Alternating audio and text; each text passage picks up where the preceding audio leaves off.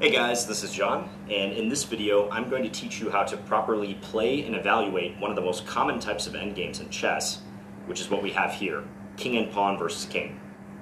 So many chess games reduce down to king and pawn versus king. It's considered to be the backbone of all endgame knowledge, so it's important that you understand everything there is to know about this type of endgame, because it's actually not that difficult, as we'll see by applying some rules. So often when this endgame is reached, we'll see players who are not so familiar with the theory of this endgame to play the position something like this. And for our purposes, you're looking at white's side, by the way. White's pawn is going this way, so it's queening on d8. It's a long ways away from queening right now. So say we're white to move here. You'll see someone play d3, king d4, king d2, black will retreat, king d5, white's king will come up, black may come here, king c5, white could give a check, king d5, king d3, king back to d6. Let's say white goes to this side, king e6, pawn d5 check, king d6. You're probably starting to notice a pattern emerge. King d4, king back to d7, king c5, king c7, d6 check, king here, king d5, king d8, king c6, king c8. Now, right about here is when most players playing white, who are not aware of what's going on in this ending, start to pause and think. Because they realize that if they play d7 check, as they've been doing this entire time, marching the pawn up slowly, black will play king d8, and white's remaining choices are not good here. They either have to play king d6, which is the consistent move, whereupon it is stalemate. Black has no legal moves to make with their king. All these squares are covered by the white king and pawn. Or, if not king d6, white will have to play their king away somewhere, let's say king b7, whereupon black will take the pawn on d7. I've seen this play out hundreds of times in games that I've seen online between low-rated players, games of students that have first come to me that don't know this type of ending. It's just so common. So backing up to that initial position, so we started with this position. What's powerful about knowing this ending is that you can evaluate any king and pawn versus king position. And in that little mini game that I just played out for you guys, if white plays d3, the position is already drawn. We can definitively say this is equal after pawn d3. Black should not lose so long as they play correctly. The best move for white instead was king to d3. And this is what a lot of people don't understand straight away about king and pawn versus king. They think that by advancing the pawn and having their king behind the pawn, they're making progress. Because, as we were showing, eventually black's king does have to retreat, and white's pawn is inching up the board. I mean, what could go wrong? We have to promote our pawn if we're going to win. We have to try to make a queen and checkmate black.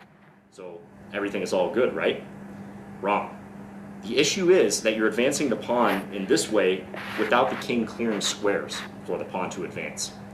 And in order to win this ending, the side with the extra pawn has to use their king aggressively, and they have to clear as much territory in front of the pawn, and only then advance the pawn when it's safe to do so. If you have this type of position with the king behind the pawn, and the defending king optimally placed immediately in front of the pawn, it will always be drawn. So, going back here, I mentioned that king d3 is the correct move. And this takes us to the concept of the opposition. So the opposition. And the opposition is something you may have heard of, but don't completely understand it. It's a little daunting at first because there are many definitions of what the opposition is, but I'm going to try to give you a very clear one. So the opposition is simply a way to determine whether king and pawn versus king ending is a win for the side with the pawn, or whether it's drawn. So it's just a way to determine that. And the opposition is brought about when you have three criteria. So those criteria are kings on the same color square along a file. So as we see here, kings on the D file, both on the same color square, light squares. An odd number of squares in between the kings. So this is the most common type of opposition where you have one square in between. One is an odd number, so we've got that criteria fulfilled. And it's the opponent's turn to move, is the third criteria. So after white plays king to d3, it will be black to move. And since we have kings on same color square along the file, an odd number of squares in between the kings, and it's black's turn to move, we could say that white has the opposition. White has taken the opposition. And all that means is that white will get their desired result, which, since white has the pawn, white will win. If white plays this correctly, there's nothing that black can do to save the game. And I like to think of it as white is fighting for control of these three squares, directly in between the kings. So e4, d4, and c4. And by playing king d3 and forcing black to make a move, black must cede control of at least one of these squares. Since black only has their king left, they have to make a king move, and there's nowhere black can go that will keep control over all three of these squares. So let's say that black plays king c5. A reasonable move, he just sidesteps. So black is still controlling d4 and c4, but now black does not have control over e4, which is the square that white's king now wants to go to, king e4.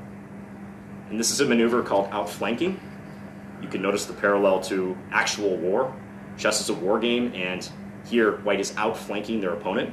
They're moving up the board and taking the square that was just ceded by the black king moving to c5. And white will repeat this process as much as possible until it's safe to bring the pawn up, or until black is like almost literally pushed off the board with their king. And you don't want to push the pawn prematurely. Remember, keep this pawn back. You're trying to clear as much space in front of the pawn before you bring it up. So let's say black plays king d6. I mean, naturally, black might want to get in the way of the pawn's advance. He probably figures that this is the best way to try to hold the position. Now, again, pawn d4 would be a massive mistake by white. If white were to play pawn d4, black would play king to e6. And guess what? Black has taken the opposition in this case. We can run through their criteria. The kings are on the same color square, light squares, along the e-file. There's an odd number of squares in between, just one, and it's white to move. You don't want the move if opposition is concerned. You want it to be your opponent's move, so they have to give up space, give up key squares.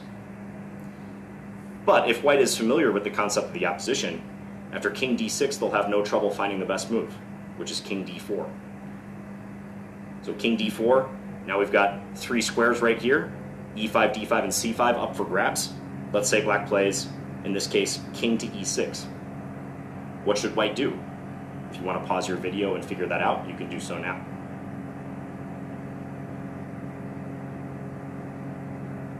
Okay, so black is keeping control over e5 and d5, but they've given up control of c5, and that's the square that white wants to take with their king, king c5.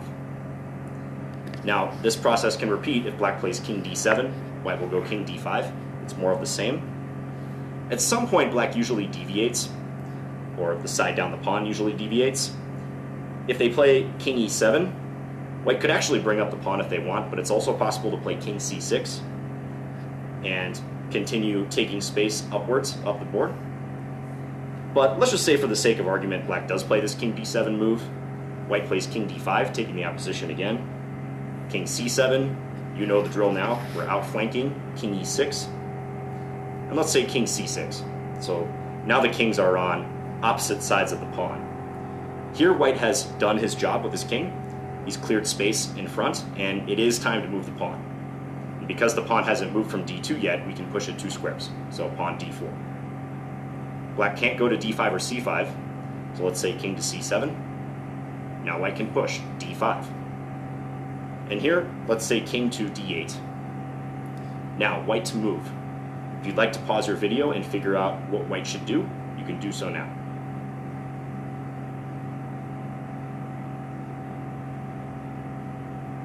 All right, so this position encapsulates the opposition, basically. Many players who haven't studied this would simply push pawn d6, and probably some of you watching have done this before. I know I have when I didn't know about the opposition. It looks correct, you push the pawn, but black can play king e8 if you do that.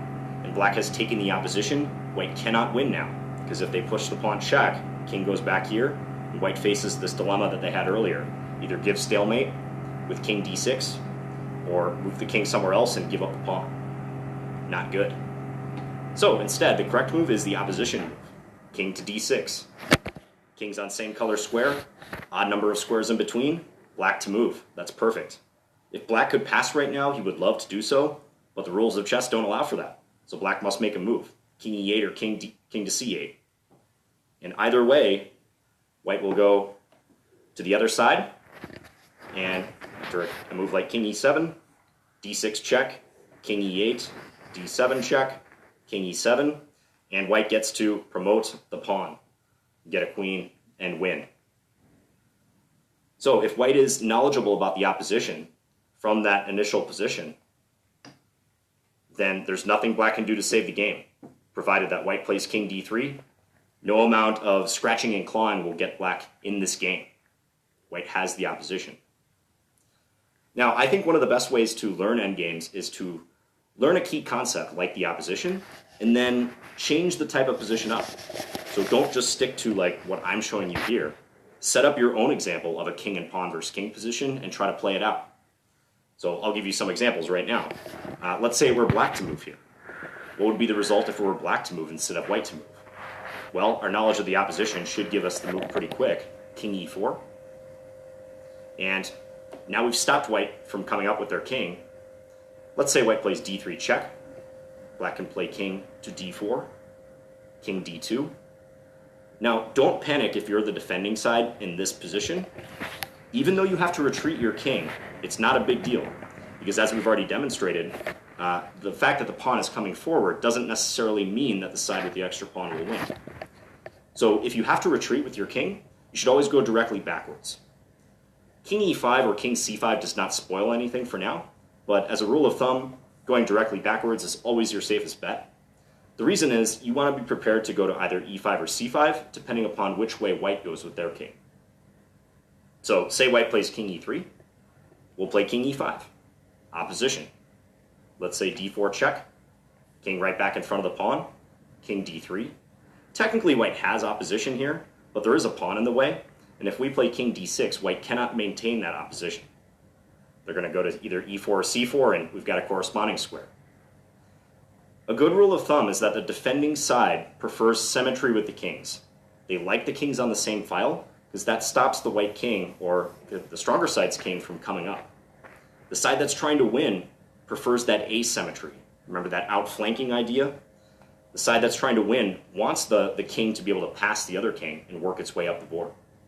But if you're just defending, you like that symmetry with the kings. And you like the fact that the stronger king can't get in front of the pawn, because that's the scenario that really kills you. And if black plays this correctly, it will just be a draw, as we've already shown. This is just a dead draw. We're eventually going to get stalemate, or white will give up the pawn and we'll draw that way. So a couple more situations involving opposition. Let's say we just change one thing about this position. So instead of the black king being on d5, let's put the king on d6. Now here's a nice challenge for you guys.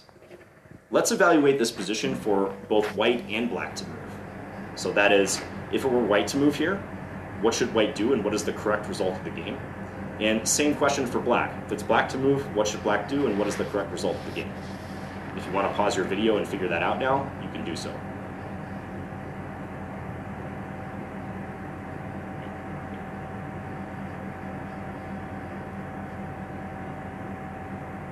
Okay, so let's start with white because I think that's easier. So if it were white to move, the most obvious attempt would be to bring the king in front of the pawn. So either king e3 or king d3, because we know that the king belongs in front of the pawn, clearing territory. But you quickly realize the problem if you do that. Let's say king d3. If we play king d3, black will play king d5. We've got our three criteria. Black has taken the opposition, white's going to go one way with their king, and black is going to follow. Black likes that symmetry. Black does not want to outflank. Do not play king c4 if you're black here. That's a quick way to go wrong. White would play king e4 and you're losing. So you just play defense, you stay in front of the king along the file. Now if white goes like too far away from the pawn, like king f3, you can cut back towards the pawn, stay right in front, that's fine. But summing up this position for white to move, white cannot win because king d3 would be met by king d5 with opposition. Likewise, king e3 will be met by king e5. Same dilemma, opposition. White's going to either move their king around and never get anywhere, or eventually push the pawn, which will also be drawn. White could try some tricky business like king d1 or something, but king d5, no problem for black. It's still a draw. Now, with black to move, it's more difficult. This is one of the cool things about just simple king and pawn versus king positions. It's not always what meets the eye. So with black to move, they have to find a precise move. They have to find an only move, because the logical attempts will fail. I think most players, if they were playing this in a fast game and weren't knowledgeable about the opposition, they would just move the king up. They'd play king d5, maybe king e5. They'd figure, well, let's go after this pawn. Let's try to put our king in the way and make it hard for white to win. But we know that's a losing idea. If king d5, white gets to play king d3. And this is a perfect example of mutual Zugzwang. Mutual Zugzwang. The side that's on move is not happy here. So if white's able to play king d3, black has to cede territory with their king, fighting for control of those 3 squares. Black goes here. We know the drill by now. King c4, outflanking. Black loses. Likewise, if king e5, white's going to play king e3. And same conclusion. So this is a standoff scenario. Neither side wants to bring their king to either d3, e3, or d5, e5 first. It's a standoff. So the correct move for black is king e6, taking the opposition. Now, if you applied the opposition and found this move, give yourself a pat on the back. This is perfectly in line with our 3 criteria. Kings are on the same color square. Along the e file, there's an odd number of squares in between. This time it's 3 squares. Usually it's 1, but 3 is possible. With 1 square in between, it's called direct opposition. With 3 squares, it's distant opposition. But often, distant opposition will function the same way. Not always, but in this case it does. And it's the opponent's turn to move. So after king e6, it's white to move. White's not going to be able to win, because if white comes up, they're the first one to break this standoff. Not good. Black gains the opposition. So king e6 is a must move for black. If they don't find that move, they will lose. Anything else is failing. Note that going to the c file would allow king e3 in the case of king c5. Here we actually have a case of, you might call it diagonal opposition, but it kind of functions the same way. And as I've already established, the defending side king should not really get into an outflanking scenario. You want your kings lined up along the file for the most part. So king e6 is the drawing move. Now there are some exceptions. I'll give you guys kind of a taste of one of those exceptions right now. I do plan to make a separate video to address some of the exceptions to the opposition in king and pawn versus king scenarios.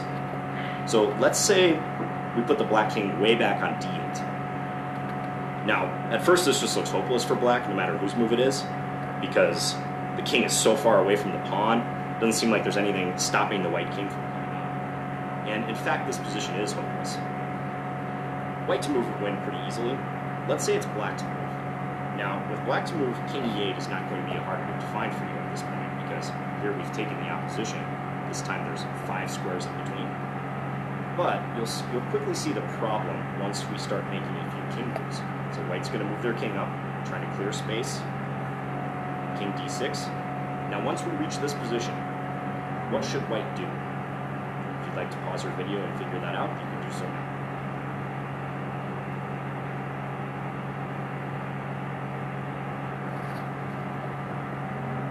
Okay, so it's important to realize that this position is very different from this position, which we saw earlier.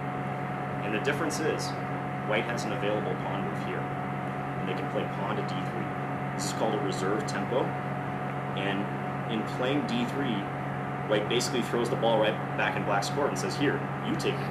I don't want it. I want my king here, but I don't want the move anymore. And since opposition is so move dependent, black is not happy about this development. Now black has to move their king, and we know what will happen. King e6, king c5, outflanking. White will win. So I just wanted to plant the seed in your head that you can't strictly apply opposition 100% of the time.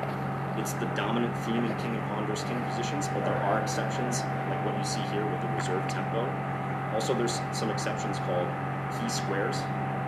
Also with edge pawns, like rook pawns in particular, there's some cases where the opposition does not apply. But for the most part, for now, if you've been able to digest and fully understand this concept of the opposition, you're doing A-OK when it comes down to king and pawn versus king. And you have the ability to evaluate the vast majority of king and pawn versus king positions. It's all about that opposition and those 3 criteria in the opposition.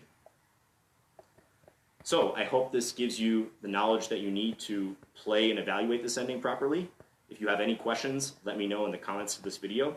And as I said, I'll be coming out